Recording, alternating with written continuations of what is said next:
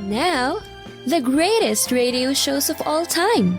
Suspense. The Shadow Node. Washington calling David Harding, Counter-Spy. Classic radio theater. The Great Gildersleeve. Fibber McGee and Molly. Dragnet.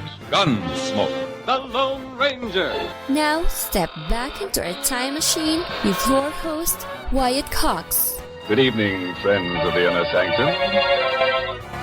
Crime drama this hour, starting out with Dick Kollmar as Boston Blackie. This episode, entitled The Escaped Prisoner, was originally broadcast on May 28th, 1946. Now listen, you guys. In the prison laundry, see? Right through that door is the prison arsenal. All that stands between us and the arsenal is that guard and that door. Stop talking so much and let's get going. Shut up. And the rest of you guys stop staring at me. The guard's looking this way. And we're sunk if he thinks we're talking. Okay. Now get this. Red is at the dryer by the door. As soon as the guard's back is turned, he's going to let him have it with the handle off the drying machine. Smith, you get the keys off the guard. Open the door and we'll be on our way in 10 seconds. Now we've got... Red, get the guard. Come on. Get that door open, Smith. Get it open. It's open, but I set off the alarm. Come on. Let's get to the arsenal before the guards can get to us. Come on, we're getting out of here. Then we're getting out of this jail. Come on, you guys. There they go, John. There they go out the side door of the arsenal. They must have killed the guard there. I hope not. I'm going to let them have it. Hold it. We got him ducking into cell block A. Good. If we get them bottled in there, they'll never get out. Yeah. Hey, Harry, look. All right. There goes one of them over the east wall. It's Mike Harlan, I think. Come on, let's go after him. Never mind. The guards the east wall will take care of him. We can stay here. Get it in. Hey, there's the phone. Get it, will you? Okay. Hello. Guard station 6. What? Okay, thanks. Who was that, John? Station call, Harry. We got him bottled up in block A. Everything's under control. But that guy going over the east wall got away. He did, eh? Who was it? Did they know? Yeah, it was Mike Harlan, Harry. One of the guys who was a guest of ours, thanks to Boston Blackie.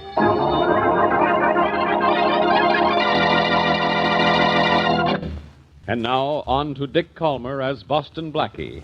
Enemy to those who make him an enemy. Friend to those who have no friend.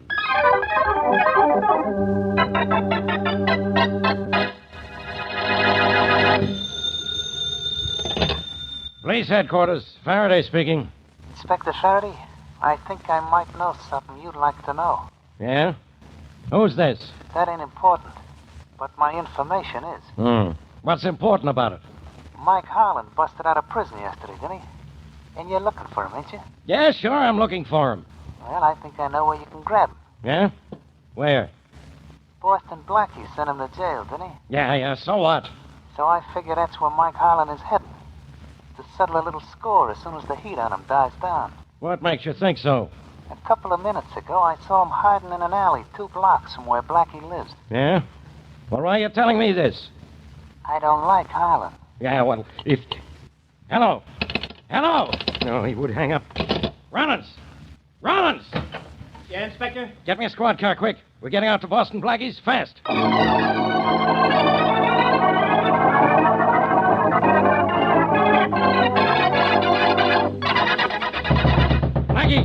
Blackie, open up! I tell you, Inspector, there's nobody in there. Maybe nobody alive. Come on. We're going to break down the door. Okay. All right. Come on, shove. Again, shove. One more ought to do it, Inspector. Okay, together now. Hard.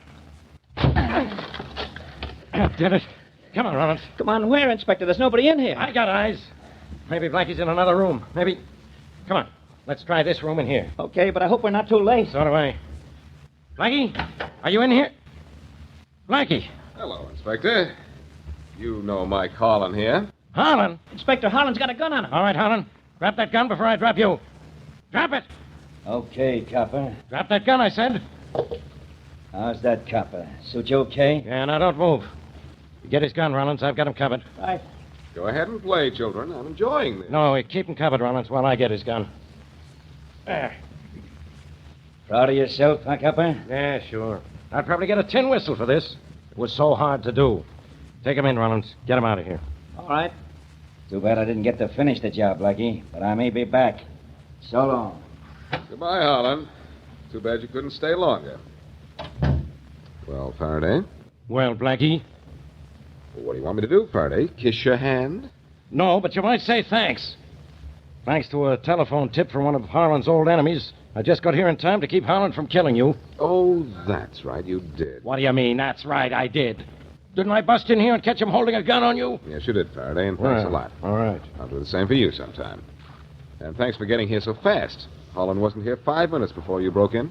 Look, I didn't come up here to save your life. I came up here to capture an escaped criminal. Too bad I had to do both at the same time. Hey, how did he happen to get a gun on you, eh? Jealous, Faraday? You should be.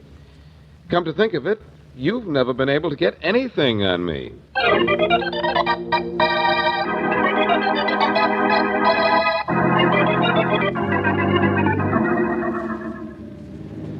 Well, Mary, Faraday is now under the impression he saved my life. Though I guess I do owe him something at that. So do I, Blackie.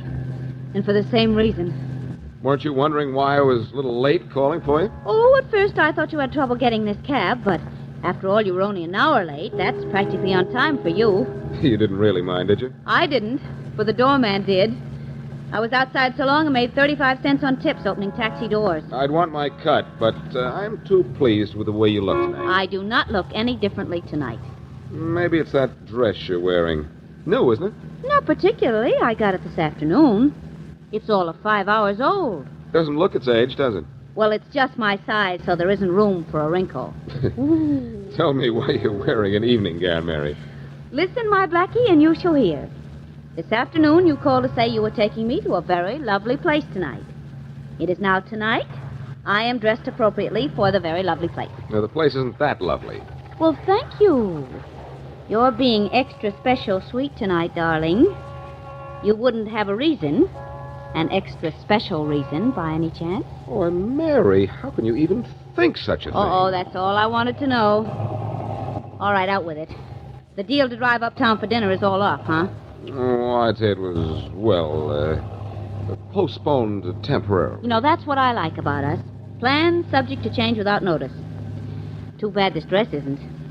The dress is very attractive, Mary. Well, inasmuch as it's becoming increasingly apparent that I am due for a disappointment, you'll have to do better than that. Try again. Oh, very well. The dress is... Oh, it isn't that good. On the contrary. What there is of it is terrific. Well, then you should have made the whistle shorter, like this. And now I hate to be inquisitive, but where are we going? To a place downtown known as the Traveler's Barn. The Traveler's Barn? What's that? Believe me, it's all to your credit that you don't know. It's a combination place, joint, and dive. But I've got to go there tonight. Oh, all right, darling, only I won't say I'm not disappointed. In fact, there's only one thing that could possibly make this situation worse. What's that? If you were going to the Traveler's Barn to meet another girl. Funny you should mention that, Mary. That's exactly why I'm going there. To meet another girl.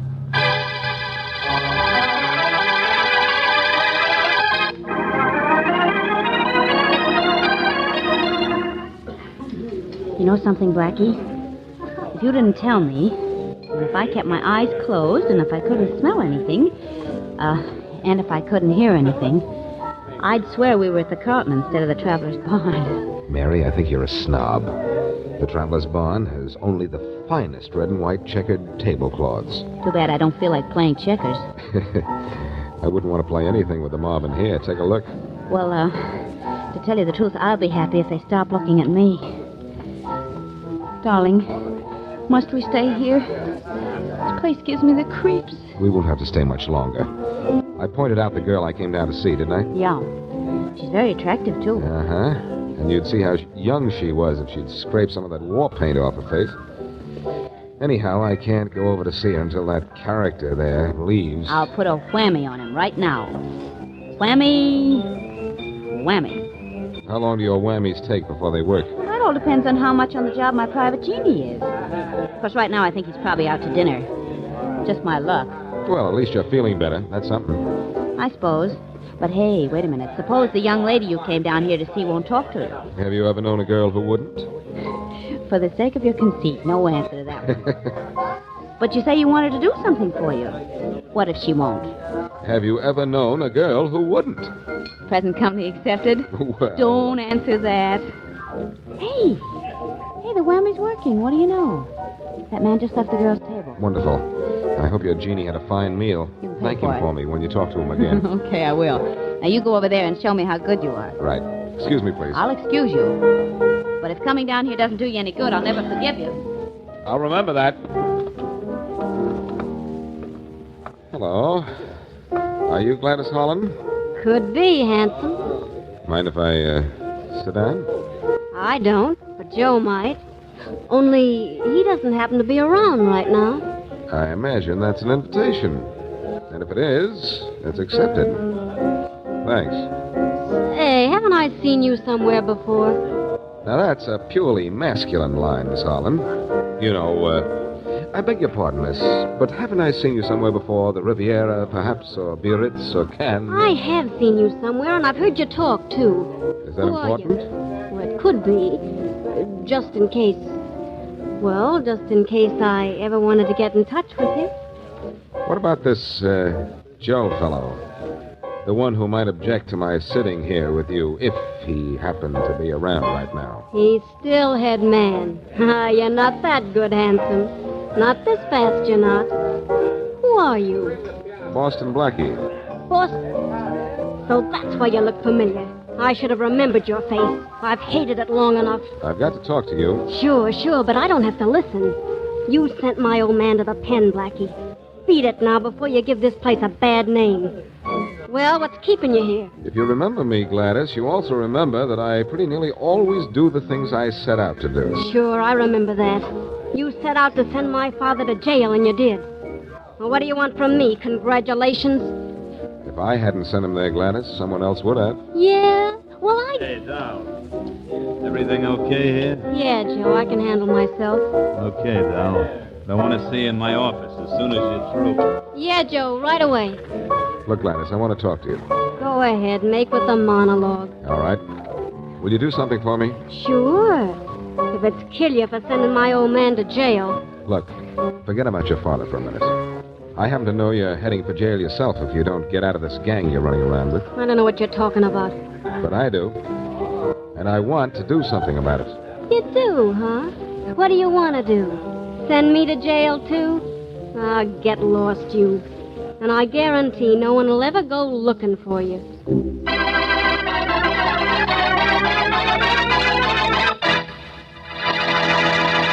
May 28, 1946, Boston Blackie on Classic Radio Theater with Wyatt Cox. Let's see, if something costs less, but people are happier with it, that sounds like something to look into, and that's MediShare. Maybe you've heard switching to MediShare to pay for healthcare can save the typical family $500 a month, and that's huge, but it's also true that people are way more satisfied after making the switch, too. The customer satisfaction rate for MediShare is double that of the typical health insurance plan.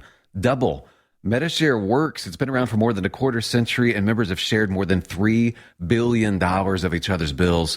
People love having telehealth and a huge nationwide PPO network. So, yeah, you can save a ton and like it better. Imagine being happy with how you're taking care of your health care.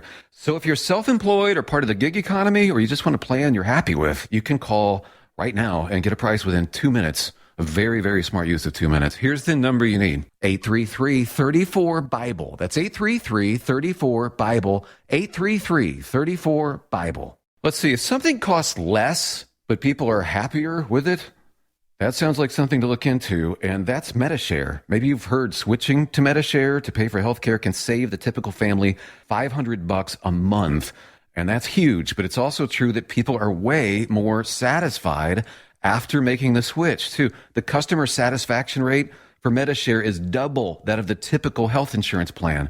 Double. MediShare works. It's been around for more than a quarter century, and members have shared more than $3 billion of each other's bills.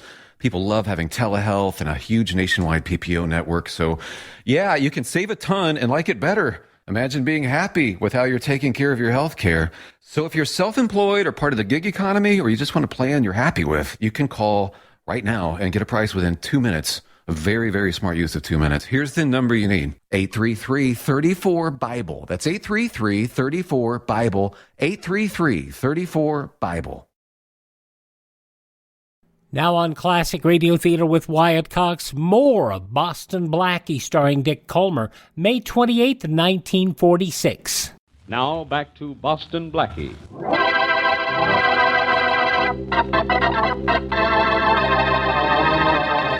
Mike Harlan, sent to jail by Blackie, makes a successful prison break and heads straight for Blackie's apartment. Inspector Faraday gets a tip that Harlan is at Blackie's and gets there just in time to find Harlan holding a gun on Blackie. Harlan is returned to jail. And that night, Blackie takes Mary to a waterfront dive, the Traveler's Barn, to see Gladys, Mike Harlan's daughter, who has joined an underworld gang. He tries to get her to do something for him, but she won't even speak to him. As we return to our story, Blackie is in Mary's apartment, trying to find a way to talk further to the escaped convict's daughter. Blackie, why do you even bother thinking about Gladys after the way she treated you? Because she's not half as tough as she pretends to be. She's just in with a bad lot and thinks it's smart to do the things they do. Has she been with them long? No. That's why I've got to stop her before it's too late. Yes, but look, darling. How do you even know she's mixed up with a gang? Isn't it obvious? Yeah, I suppose it is. So you better tell me. Not now. But I happen to know that Joe character and his gang are about to pull something soon. If I only knew what it was and where. Well, why don't you call Gladys up and ask her? That's a good idea. I'm silly. Hey, wait a minute. What? What are we laughing at? That's a good idea. Get the phone book. Look up Gladys Harlan. Oh. Well, all right, but I don't get it. How are you going to get her to talk to you? Like this. Hey, is everything okay here, doll? Who are you imitating now? Joe, the owner of the barn. And obviously also Gladys's boss. Oh, here it is. Oh, I see what you're going to do. Let's just hope she's home and this works. Got her number? Mm-hmm. HA12138, and kindly forget it immediately after you dial, too. Now, I wonder why you said that. Blackie, that Joe person has a little black mustache. Why don't you wear a mustache when you talk to her? Aren't you a big help? The phone's ringing. Here goes. My fingers are crossed. You really on my side? Cross my heart. Your fingers and your heart. Kind of a double cross, isn't it? Hello? Hey, doll. Is everything okay? Oh, it's you, Joe. Sure, why ask? Well, I was just wondering, see? You sure you get your instructions okay? Why, sure, Joe. Hey, I'm glad you're sure, but I ain't, see? I'm nervous about you. Well, I'll tell you what I'm supposed to do then. Hey, maybe you better. Well, I'm supposed to get the car at 8 o'clock tomorrow night and drive it to the Cross Creek Road and Highway 17. Yeah? Then I'm supposed to park it on a little side road off to the left. You and the boys will be on the other side of the road. There'll be a barricade across the road. And I'm just supposed to sit there until the armored truck comes along. Yeah? As soon as I see the lights of the armored truck, I'm supposed to start my engine and keep it running till you and the guys get through with the truck. Uh-huh. Satisfied I know what I'm supposed to do? Yeah, you're a good dog, Gladys. But just to play safe, keep away from me and the gang till tomorrow night, see? See you then, doll. Okay, Joe. Night. Night. Did it work? Did it work, Mary? The accent must have been perfect. I should have been an actor. Well, all I can say is if you were one, you'd be a good actor. Thanks, pal. Now I've got to make some plans to interfere with the plans of a gang of bad actors tomorrow night.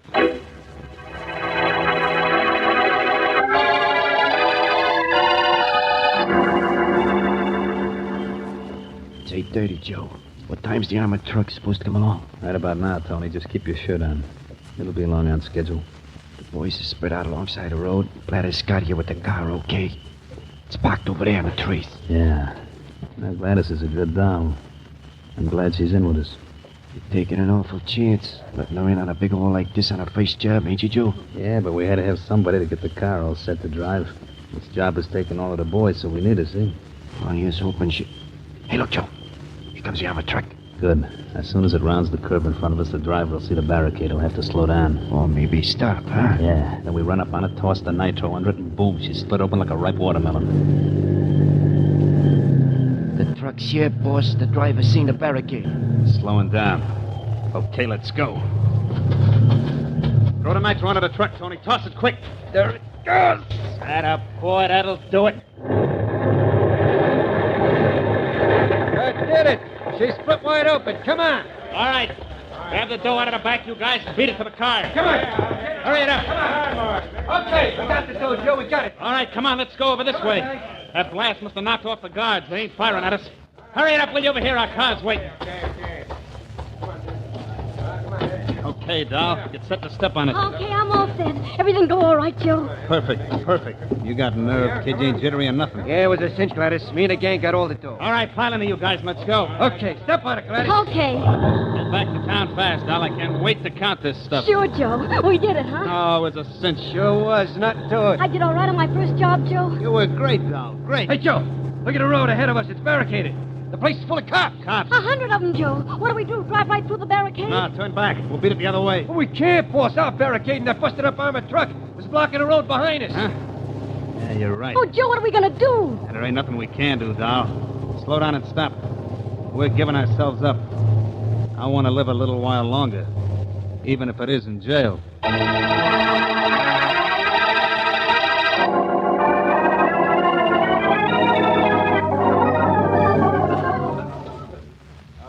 All right, quiet, everybody. Quiet! This is a police lineup, not a vaudeville show, and I want quiet. We're ready with the prisoners, Inspector Faraday. All right, start with the first one.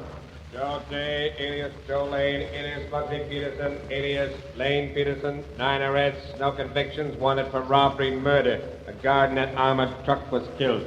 All right, O'Day. What have you got to say for yourself? I ain't talking, Faraday. You will, later. Okay, step down, O'Day. Let's have the next one. Gladys Harlan, no aliases, no arrests, no convictions, wanted for robbery and murder. All right, Miss Harlan. What have you got to say for yourself? I don't have anything to say.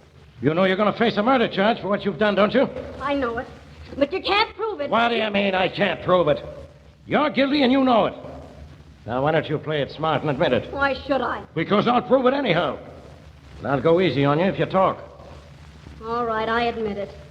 What do you admit? I admit everything. May 28, 1946, Boston Blackie, Classic Radio Theater with Wyatt Cox. No offense, but are you a little fat when you look in the mirror? How would you like to learn the secrets to lose 3 to 5 pounds a week easily without joining the gym or going through any crazy diets? It's called Body Sculpt by Med Diet. For the last 2 decades, we've been helping people just like you that have pounds they want to shed. We've helped millions of people lose thousands and thousands of pounds over the years. And now it's your turn. Learn the secrets of how to lose weight with one simple phone call. You'll see an amazing difference in a matter of days. Don't believe us? We'll offer you a money-back guarantee.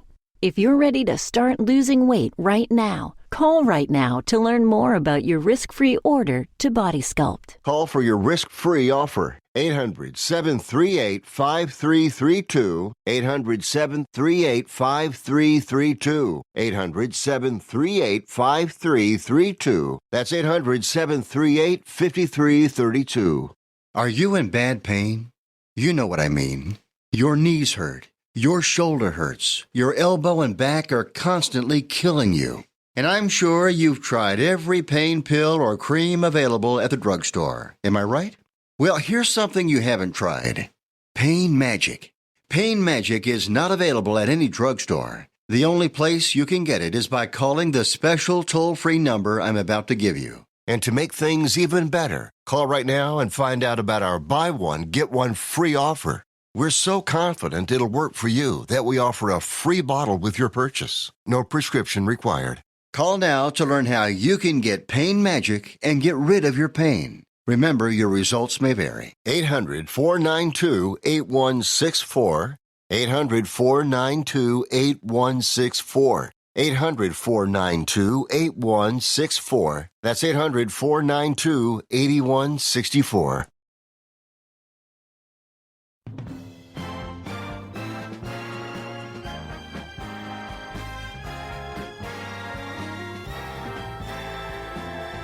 Thanks for tuning in to Classic Radio Theater with Wyatt Cox. Now the conclusion of Boston Blackie, May 28, 1946. I drove the car for the gang.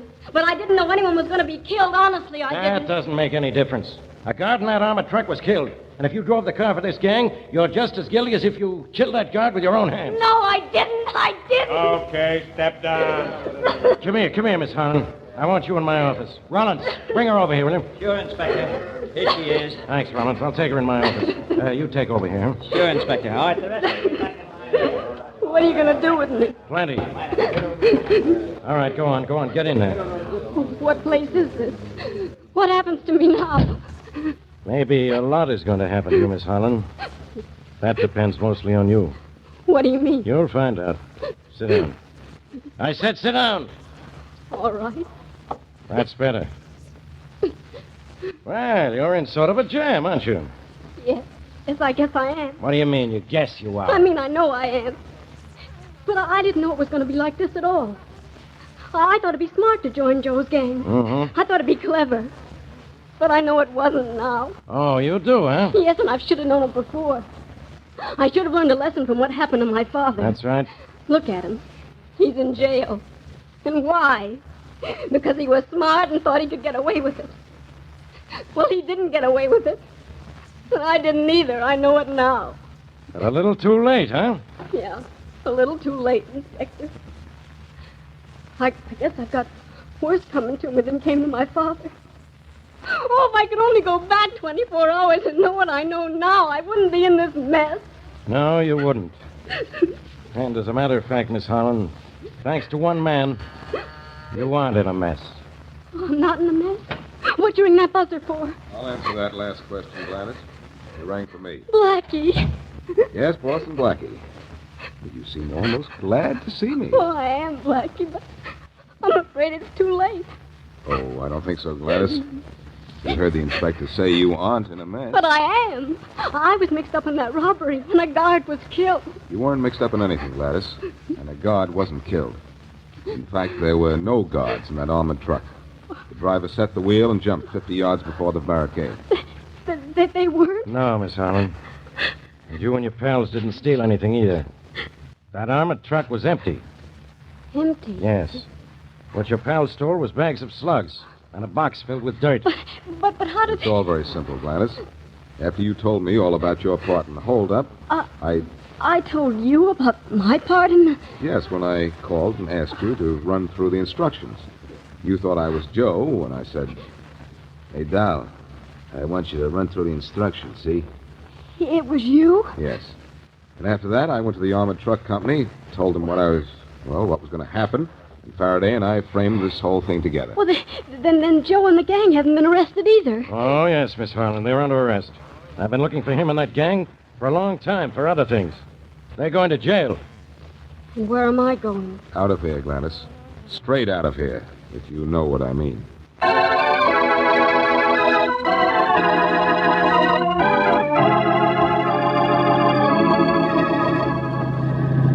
Blackie, why did you want to help Gladys Harlan?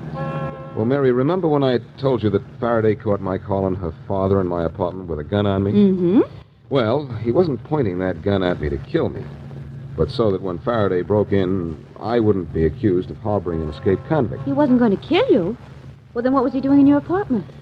Well, he heard through the prison grapevine that his daughter was getting mixed up with a gang. Oh, and he wanted to keep her from joining it. Yes, he even had her come up to prison to see him, but she wouldn't listen to him. Gee, you'd think she would have, though, wouldn't you? The father was in jail because he was caught by the police. Yes, but she told him she was too smart to be caught. That's when he decided to come to see me. Oh, and I know why he didn't go to the police. Because all they do is send her to prison. Yes, and he didn't want that. So he broke jail and came to see me, hoping that I could do something with her. Well, that covers everything, I guess. And so does that lovely evening wrap you're wearing. Why, thank you, sir. You'll sure be an attraction tonight. Think so? Look what I'm wearing underneath. Good night. A checkered skirt and a striped sweater. Where do you think you're on your way to? To the Traveler's Barn, of course. Mary, we're going to the Carlton Plaza. Oh. And I said you'd be an attraction. Wow.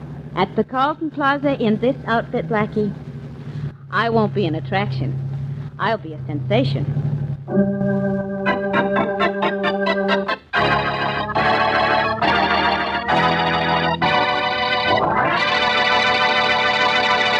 May 28, 1946, Boston Blackie on Classic Radio Theater with Wyatt Cox. Are you suffering with arthritis or osteoporosis? Do you have diabetes? Did you know that these are just 2 of the hundreds of diseases that have seen improvement with Dr. Wallach's incredible longevity products? You can't get them at a health food store. The only way to get them is to call us at 800-214-0065. That's 800-214-0065. Do you have heart disease, fibromyalgia, or high blood pressure? Do you have a terrible time losing weight? Dr. Wallach can help. He was a veterinarian and cured diseases in animals. He felt that he could do the same for humans, so he became a physician. Over 50 years of research and helping people like you goes into every bottle of Dr. Wallach's amazing discoveries. Do you want to feel better? Learn how to treat the cause of your problem rather than covering up the symptoms with drugs. Call 800-214-0065. That's 800-214-0065. Now on Classic Radio Theater with Wyatt Cox, time to start a new Yours Truly Johnny Dollar story. This one was entitled The Reasonable Doubt Matter, and this episode was originally broadcast May 28, 1956. From Hollywood, it's time now for... Johnny Dollar. Ben Gartley, Johnny, Amercon Northern Trust. Oh, hiya, Ben. What do you hear from Wall Street? Save your money. What money? The money I'm going to pay you for this case. I've got a crazy one, Johnny. So naturally you thought of me. Nothing personal. Look, it's a trust setup. Cumulative endowment insurance rider. Big deal. Over $250,000, maybe $500,000. From whom to whom? From a Mrs. Ezra Gramley, widow, to her granddaughter, Susan. So? Mrs. Gramley owns the Flint Rock Ranch in Nevada. Never heard of it. Our representative out there is Jonas Parks. He's the president of the Flint Rock First National Bank. Never heard of it. It's a whistle stop about 20 miles from Las Vegas. That I've heard of. Parks started the deal rolling, and then he got cold feet, and now he's yelling for help. Thinks the old lady may be crazy. I mean, literally. And there does seem to be a reasonable doubt. Unless Parks himself is crazy. Well, that's also a possibility, Johnny.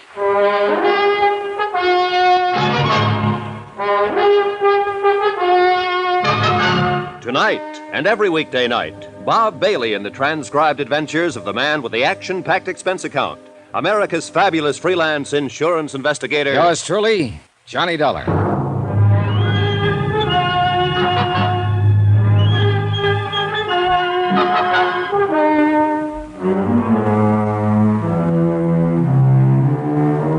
From Special Investigator Johnny Dollar to the Home Office, Amercon Northern Trust Company, Hartford, Connecticut. The following is an accounting of expenditures during my investigation of the matter of reasonable doubt. Item 1, $154.40, transportation and incidentals, Hartford to Las Vegas, Nevada, where I checked into a hotel and then phoned the local office of a national business and credit rating bureau that my client retained on a permanent consulting basis. I asked for a rundown on Jonas Parks and got it. An A1 set of references. Parks had been a resident of Nevada for 32 years and president of the Flint Rock Bank for 17. He was regarded locally as a cautious investor, a prudent financial advisor, scrupulously honest, and as sound as a dollar. A silver dollar. Crazy? Hardly. Item 2, $32.50. Deposit and first day's rental on a drive-it-yourself hired car. Mileage, Las Vegas to Flint Rock, 23.6. Itemized building appraisal, Flint Rock. 3 bar casinos, all needing paint. 1 restaurant, 1 general store, barber shop, garage, welding shop, railroad depot, also needing paint. 4 dwellings, and of course 1 bank. Jonas Parks, president. What can I do for you, young fellow? Well, my name is Dollar, Mr. Parks, Johnny Dollar. I'm a special investigator for Amercon, and I'm here in regard to the Gramley Trust case. Oh, yes. Well, I'm mighty glad to know you, Mr. Dollar. And I don't mind telling you I'm glad you got here. Oh? Here, pull up a chair. Okay, thanks. Sit down. It's been a real odd day. Funny-looking clouds hanging off there toward the river. Yeah, I noticed them driving out from town. Storm clouds, that's what they are. This time of year? Son, in this neck of the woods, it can happen any time of the year.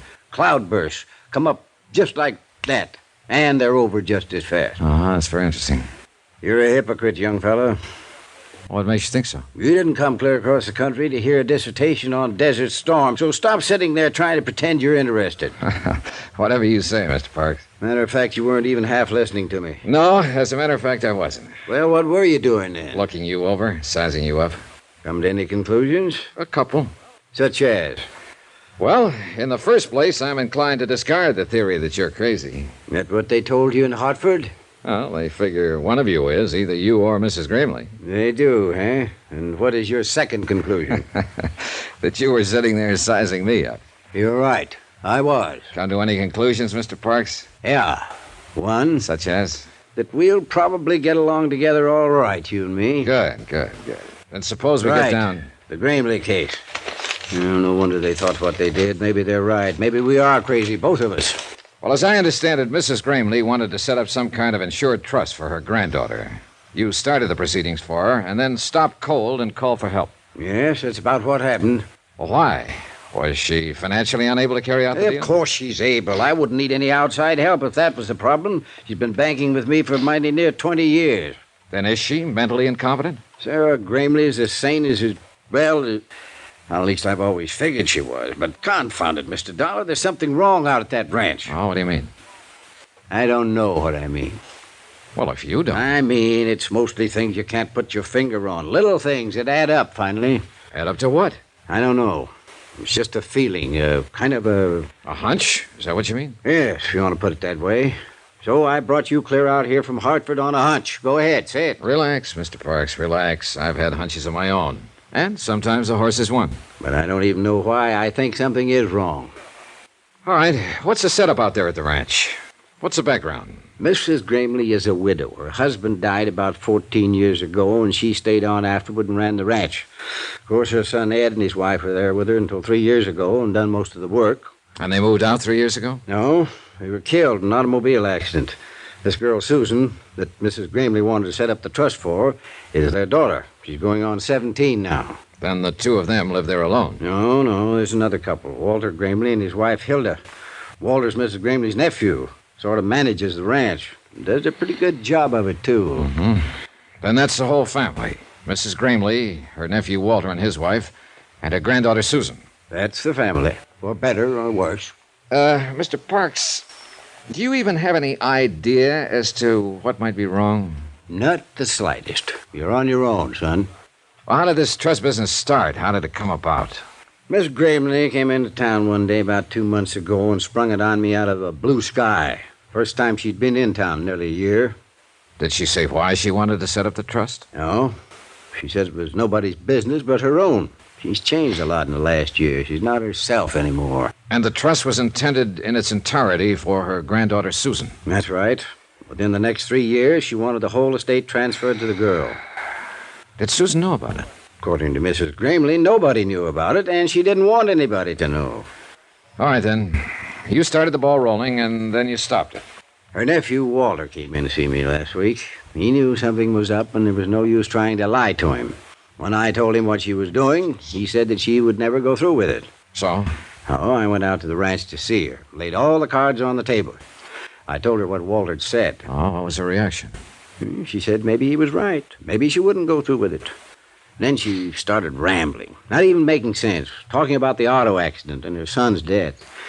But before I left, she told me again that I should keep pushing the trust, get it set up. So you called for help? I called for help. Well, I guess I'd better go talk to the lady. That's not going to be so easy. Why not? Walter won't let a stranger on the place. You mean he's holding her captive? No, I think he believes she's losing her mind and he's trying to keep it quiet. And what do you believe, Mr. Parks? I don't know. Well, maybe we can find out. I hope so. Just one thing, though. Be careful. Of what? I don't know. Jonas Parks had one other suggestion, that I pretend to be a special investigator for the Cattlemen's Association. I agreed to try it. 4 miles from Flint Rock, the narrow ranch road left the plateau and began climbing up through the broken bluff country. 1.5 miles from the ranch house, I pulled out the choke, flooded the engine, and let the car cough to a stop, the old out-of-gas gimmick. And about 10 minutes later, I was wishing I'd thought of some other plan.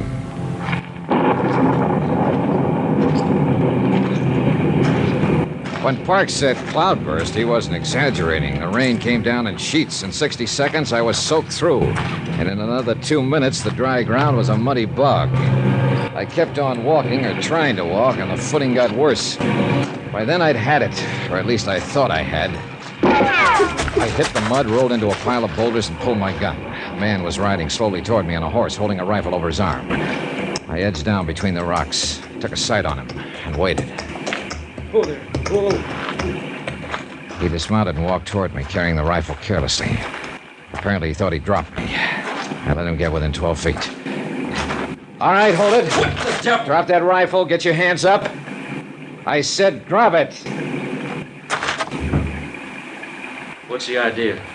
Well, that's a good question. Only I'm the one to ask it. You're trespassing. We've been losing cattle. So I've heard. What do you mean you've heard? I'm an investigator for the Cattlemen's Association. Are you Walter Grimley? Yeah, that's right. What do you expect to find sneaking in here on foot this way? Not what I did find, at least.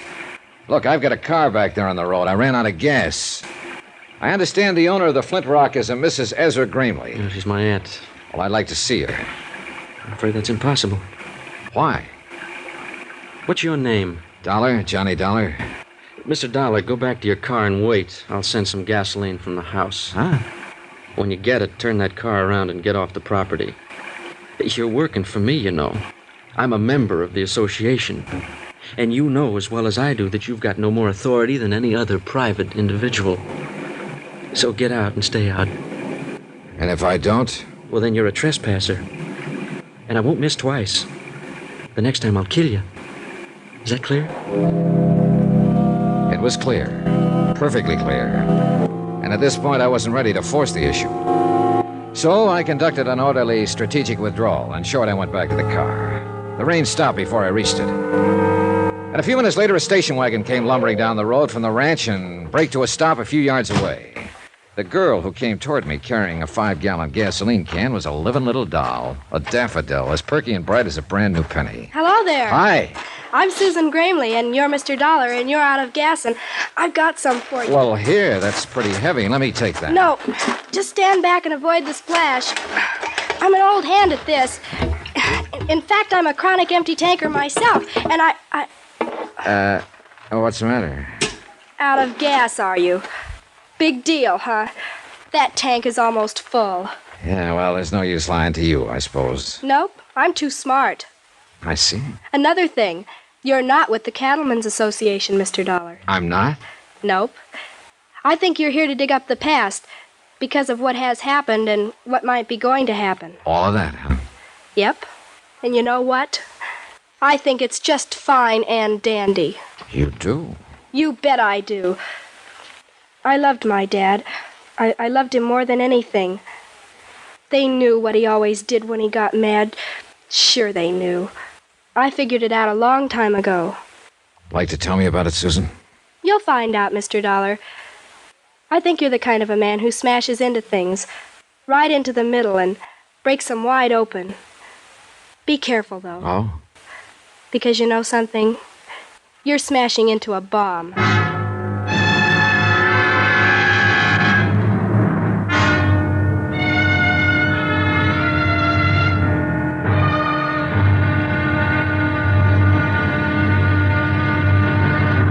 Now, here's our star to tell you about tomorrow's intriguing episode of this week's story. Tomorrow, the dead past speaks in a musty morgue, or tries to. And a living lady gets cozy, or tries to. Really tries to. Join us, won't you? Yours truly, Johnny Dollar.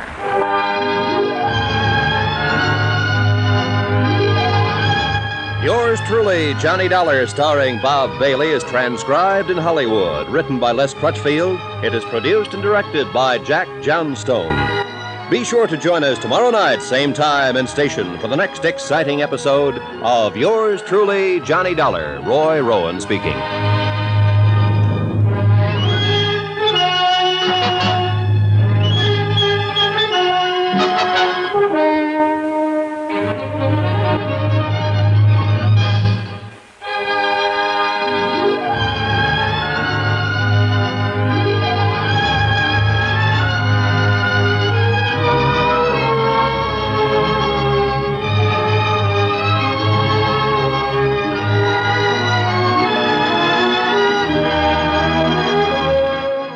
There you have it, part one of the yours truly Johnny Dollar story, The Reasonable Doubt Matter, from May 28, 1956.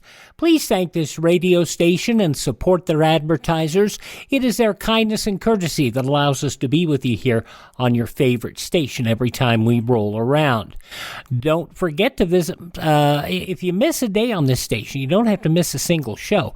We produce 3 hours every single day of the week, and including some web-only specials. So if you go to Spotify, Spreaker, TuneIn, Apple Podcast, Google Podcast, Amazon, other places on the internet. If you have a podcast app on your phone, search for Classic Radio Theater with Wyatt Cox. That's Classic Radio Theater with Wyatt Cox. Or on my webpage, classicradio.stream.